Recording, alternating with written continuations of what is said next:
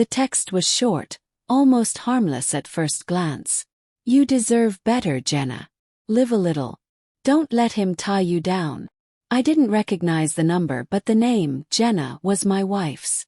It was 1:42 a.m. I had woken up to grab some water when her phone lit up on the nightstand.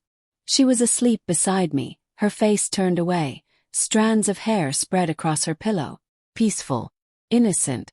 Or so I thought. I stared at the message, my thumb hovering over the screen, my chest pounding like a war drum. We'd been married 8 years. We had our share of dull moments, arguments about bills and schedules, but never once had I questioned her loyalty.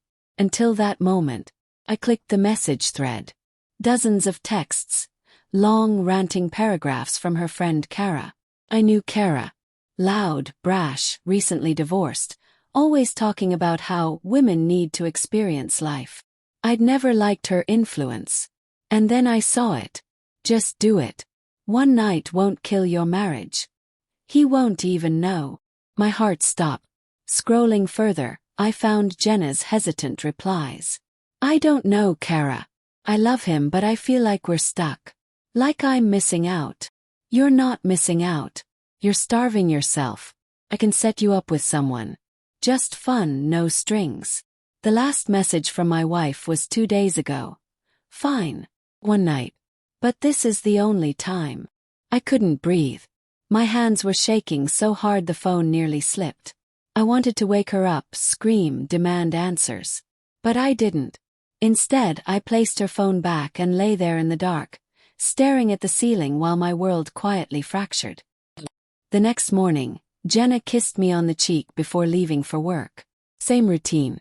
Same warm smile. But now I saw everything differently. I watched her pull out of the driveway and leave, her taillights fading down the street. I didn't go to work that day. I called in sick and sat at the kitchen table, staring at the pattern on the wood grain, wondering how the woman I trusted with my soul could even consider this. By noon I made my decision. I didn't confront her, not yet. Confrontation gives power. Proof gives leverage. Over the next few days I began watching her. Quietly, patiently. Checking her phone when she showered. Noting her sudden late nights at work. The perfume I hadn't smelled in months, now lingering on her coat.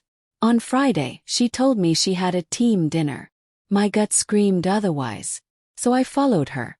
From a distance, I tailed her car to a hotel off the interstate. She didn't see me park 3 rows back, didn't notice as she checked her phone, smiled faintly and walked inside. Waited. 10 minutes later, a man in a dark jacket walked in after her. Tall, maybe mid-30s. Not someone I recognized. I sat there for an hour, gripping the steering wheel so hard my knuckles turned white. My heart wanted to burst from my chest. Then I drove home. I didn't want a scene. Not yet. That night, she returned around 11:30. How was dinner? I asked, my voice calm, almost too calm. She smiled. Good. Long day. I'm exhausted. I nodded, hiding the storm in my chest. For 2 weeks, I collected evidence. Screenshots, phone logs, hotel receipts that started showing up on our shared credit card. Each piece of proof cut deeper than the last. But the hardest part wasn't the betrayal itself. It was how normal she acted.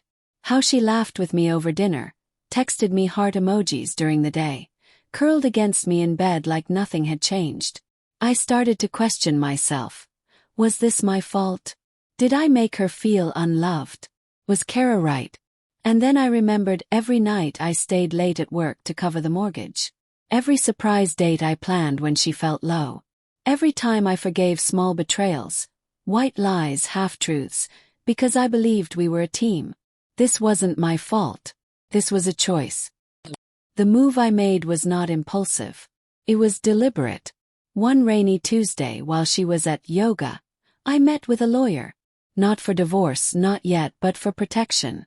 I separated our finances, froze access to certain accounts, and quietly moved my savings into a private fund. Then I drafted a letter. It wasn't angry. It wasn't vulgar. It was cold, precise, lined with facts and dates. Every moment she chose him over me. and I left it on her pillow. She found it 3 nights later. I was in the kitchen when I heard her footsteps race down the stairs. Michael, what is this? Her voice trembled as she held the letter. I looked up from my coffee. It's the truth. Her face drained of color. How long have you known? Long enough, I said quietly. She opened her mouth, closed it again, then whispered, I didn't mean for it to go this far.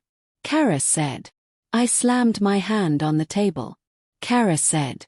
Kara didn't take vows with me. You did. Tears welled in her eyes. I was lonely. You were always busy, always tired. I just wanted to feel alive again. And betrayal is what makes you feel alive. She broke down then, sliding into the chair across from me. I made a mistake. Just one night. I swear it was only that once. I stared at her. The woman I married looked back at me, but I couldn't find my wife in her eyes anymore. Maybe, I said finally. But it was enough. The days that followed were silent, tense. She tried to fix things, left notes in my lunch, texted me little apologies, cooked my favorite meals. But something had shifted in me. Trust, once broken, doesn't mend with casseroles and kind words. I began sleeping in the guest room. I didn't yell, didn't argue. I simply withdrew. And that scared her more than any shouting ever could. 3 weeks later, I handed her the divorce papers. Her hands shook as she read them. Michael, no. We can go to therapy, we can. This isn't punishment, I said softly. It's survival. I gave you my loyalty, my time, my heart. You gave me secrets. Tears streamed down her face. I love you. I was stupid. Kara doesn't mean anything to me, and neither does he. He nodded. But what about what you meant to me? She had no answer. Kara came by the next day, furious. You're throwing away a marriage over one mistake, she snapped. No, I said calmly. She threw it away the moment she listened to you instead of talking to me. Kara scoffed. You're so self-righteous. I smiled bitterly. No, I'm just done being a fool. The divorce went through quietly. No dramatic court battles, no public scandals. I made sure she had enough to live on but nothing more. No access to my savings, no share of the investments I'd moved. She moved into a small apartment across town. Kara eventually stopped coming around when the reality of her influence set in. As for the man, she never saw him again. He ghosted her the moment things got complicated. Months later, I ran into her at the grocery store. She looked smaller somehow. Tired. She smiled sadly. Do you hate me? She asked. I shook my head. No. I pity you. She blinked. Why? Because you traded a lifetime for a moment. She didn't follow me that day. She didn't have to. People think betrayal is about the act itself, the cheating, the lying. But it's deeper than that. It's about the moment you realize the person you built your world around handed the keys to someone else.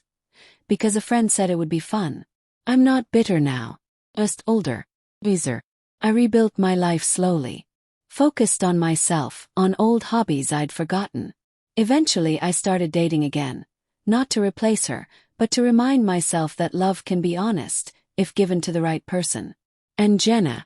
Last I heard, she was still searching for something to fill the void Kara helped her dig. Sometimes the most powerful move isn't revenge. It's walking away with your dignity intact, while they drown in the consequences they created. Because forgiveness doesn't always mean staying. Sometimes it means letting go completely.